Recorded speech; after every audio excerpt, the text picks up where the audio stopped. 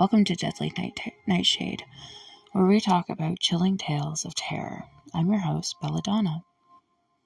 Tonight's adventure is called The Hangman, and it comes from a small town called Bridgetown, Nova Scotia. Let's get started, shall we?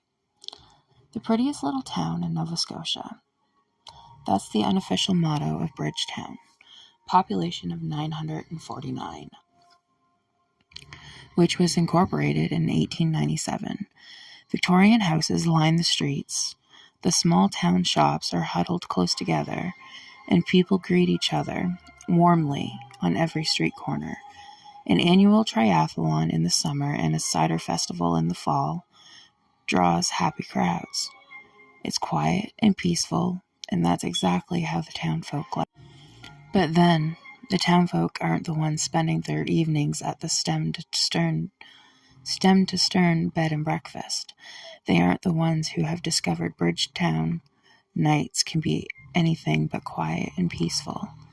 They aren't the ones huddled under their bed sheets listening to the hollow rat-a-tat-tat of bony fingers upon their windows. The Stem to Stern is a Queen Anne revival home with 2 guest rooms. Much of its period and architecture has been preserved, including the stained glass, the front turret, and the original wood throughout.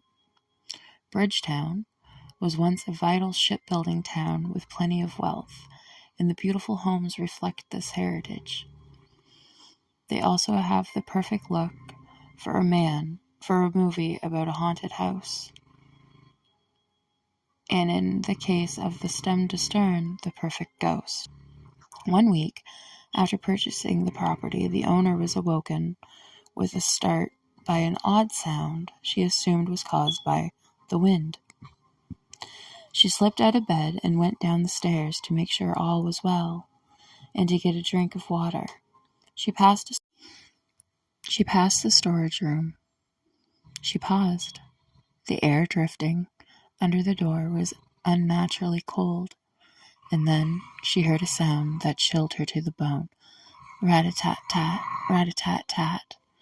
It sounded like someone was tapping on a window, and appeared to be coming from inside the storage room. She opened the door and entered the room. What she saw outside the window immediately caught her attention. There was a man hanging by his neck from a large tree, swaying in the wind. She jumped in alarm, but when she looked out the window again, the dead man had disappeared. It's suspected the man had committed suicide. Who knows who he was or exactly what happened to him. That doesn't stop the man from frightening guests from time to time. The reports are always the same. Late at night, the bedroom's temperature plummets for no apparent reason. Someone issues a warning on the window. Rat-a-tat-tat, rat-a-tat-tat.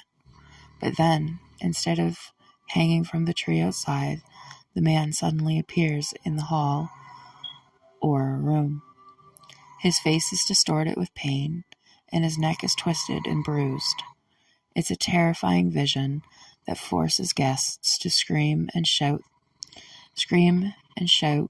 and shut their eyes tight. And when the guests finally finds the courage to open his or her eyes again, the hangman is gone. If the reports from the Stem to Stern are to be believed, it would appear the prettiest little town in Nova Scotia harbors a secret that's neither pretty.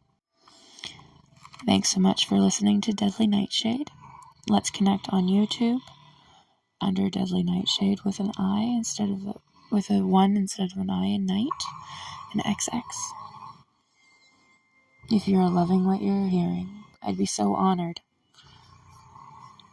if you could hit the follow button on both YouTube and on here. Thank you.